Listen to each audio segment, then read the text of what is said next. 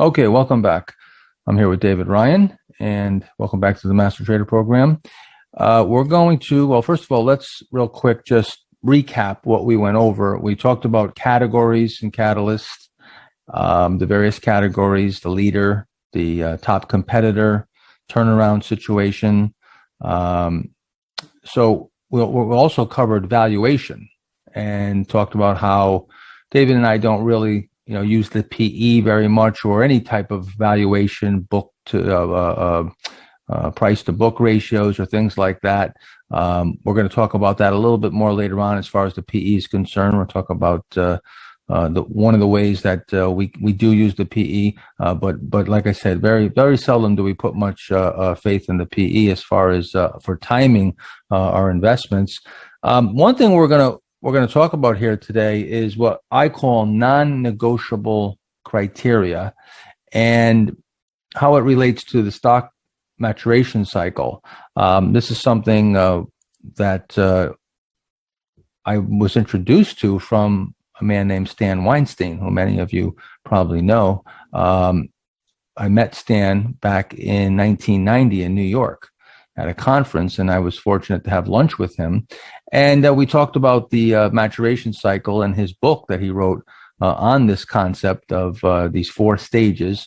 Of course, there's stage one, which is the consolidation, or I call it the neglect phase. Stage two is the advancing phase, where the stock is under accumulation. Stage three is the topping phase, where you're having distribution. And then finally, stage four is the declining phase and goes into capitulation, and then can go back into stage one again sometimes and repeat. So what we found is that when we look at the stages, or when we look at leading stocks that make big moves, and stocks that even make very fast moves, what we found was that 98% of those market leaders are in what we call stage two. Now, I've added some criteria. Stan Weinstein's criteria used to use the 30-week moving average. Now he's moved to the 200-day or the 40-week moving average. I use the 40-week moving average. I have 8 criteria, which we'll go over in just a second. So I've sort of added some criteria to that original concept, and now that's what we find, or what we call a stage two uptrend.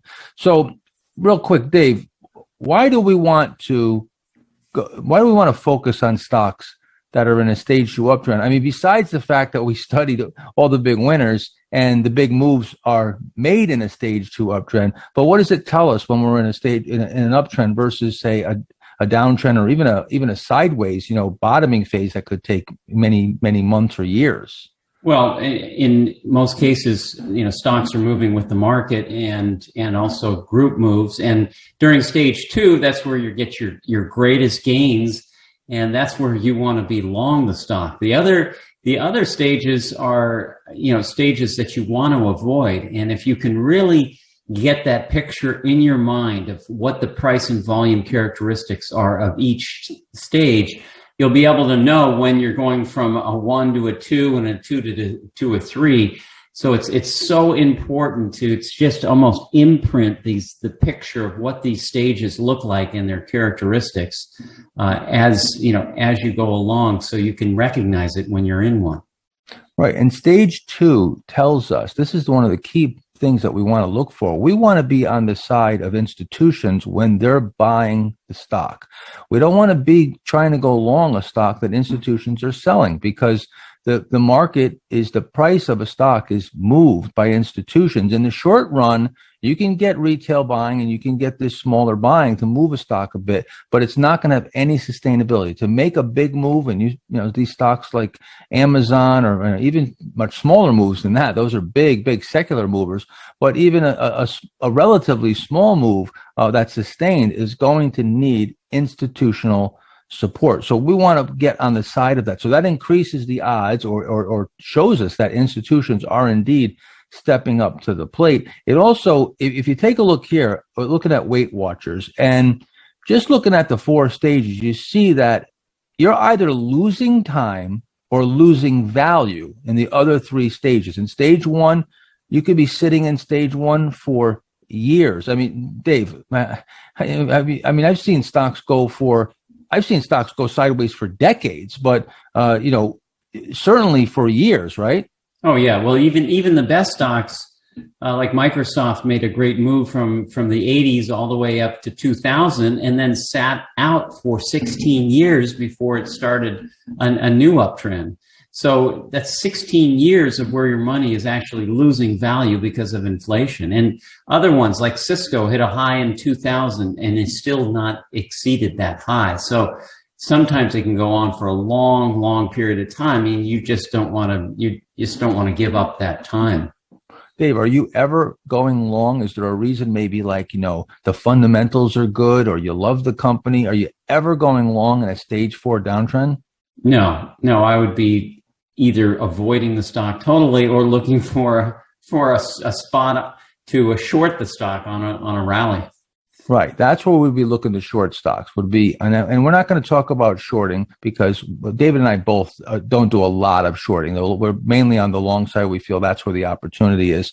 But if you were going to do any shorting, it would be in a stage 4 downtrend. That's where that would be the reverse of a stage 2 uptrend. Now you're going to go short. And now, you know, the other thing is when you have this stage 2 uptrend, you've got momentum on your side. And the key, what Dave was just saying about this time value of all this time that goes by where the stock's not moving, whether it's in stage 3 going sideways, it's in stage 1 going sideways, you're losing time, and time is very valuable. So you want to be able to move from one stock to the next, and you want to compound your capital. So the quicker a stock makes a move, the sooner you can make that, you can capture that upside, and then you can move into another stock that's in a stage 2 uptrend. Let's look at a few more examples and just show you how this looks. You'll notice that the real action starts once you're in that stage 2 uptrend. When you're moving sideways, yeah, you may be whipping around, and maybe if you even you grab the low, you get a pretty good move. But the real big move happens during the stage 2 uptrend. And like I said before, when we look back and we look at the big movers and the leaders, 98% of them made their big move when they're in stage 2 uptrend. And that's what we call non-negotiable criteria. That means that we're not even going to really look at a stock. We're not even going to consider it unless it's in a stage 2 uptrend. Again, we'll look at Crocs here. Even a stock that was a recent new issue, it comes in and here's where it's making its big move into stage 2 uptrend. Sometimes your stage 3 is quite quick, where you don't spend a whole lot of time topping, and it morphs very quickly into a stage 4. So sometimes you got to be quick on your toes to get out there when you see it, shifting. The other thing I want to point out, and this is an Amgen stock that I bought. I know Dave was involved in this stock back in the 90s. This was a big stock for Bill O'Neill. You'll see that sometimes what happens is you get into that stage 2 uptrend, you go to a stage 3, you come back into stage 4, and that doesn't mean the stock is done. But it could, right? You don't know, and you're managing it in real time. So when you're in the stage 4 downtrend, you want to be out before that even unfolds. However, it can reassert itself, and who knows? It could be a year, it could be 5 years, and then get back into a stage 2 uptrend. And as long as that criteria is met all over again, you can get back into the stock. Let's take a look. JetBlue. So this is where this would start to get on my radar. Now here's really something to take a look at. Look at the contrast here in volume.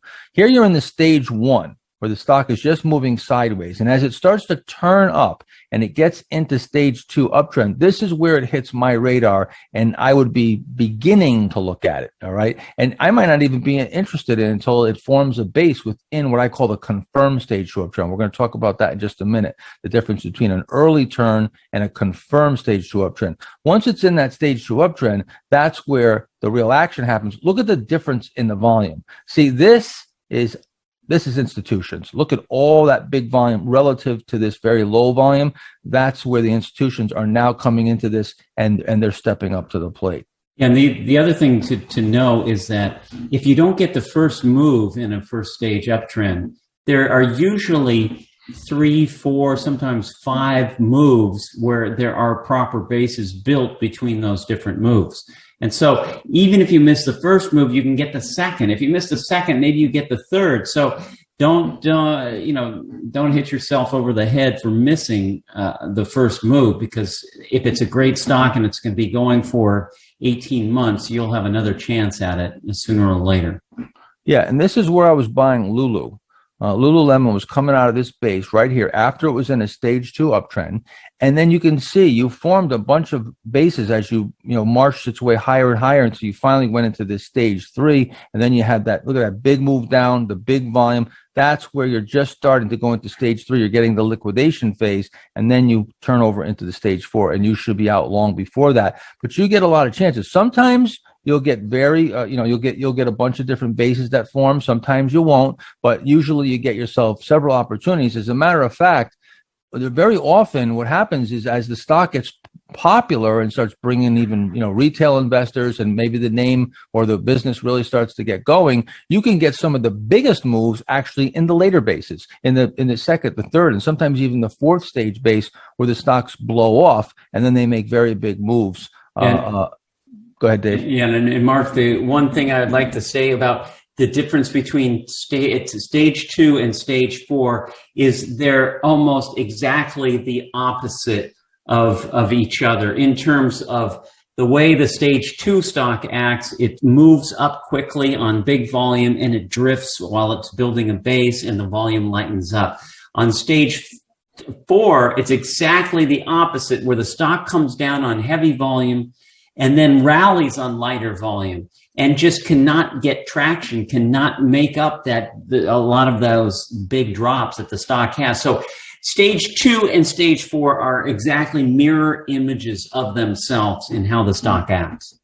Yeah, and I want to point out a subtlety. This is something that actually I learned from Dave years ago. It's a subtlety, but once you learn how to spot it, it's not so subtle. And like Dave said, the complete opposite. And we're going to be talking about this later too when we look at daily charts. Right now, we're looking at weekly charts, but this same exact concept works in all time frames.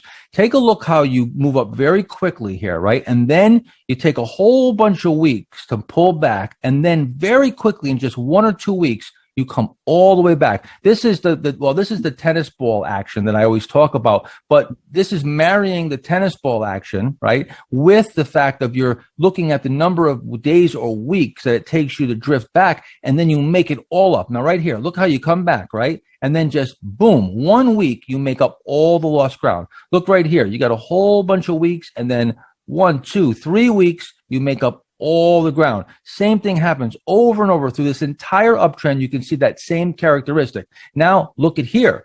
Boom, big down move. Now you take all this time to drift up, and then wham, you erase it. See, you move sideways, wham, you erase it. Again, takes all this time, boom, just a couple weeks, and you're back in new lows. These are the characteristics that you want to look for, and you want to see, of course, the up moves being quick and the down moves drifting, and also you'll look at the volume during that time, and you'll see that the volume will be explosive on the upside and then will contract on the down move. This is a concept or a technique that you're going to use on all time frames.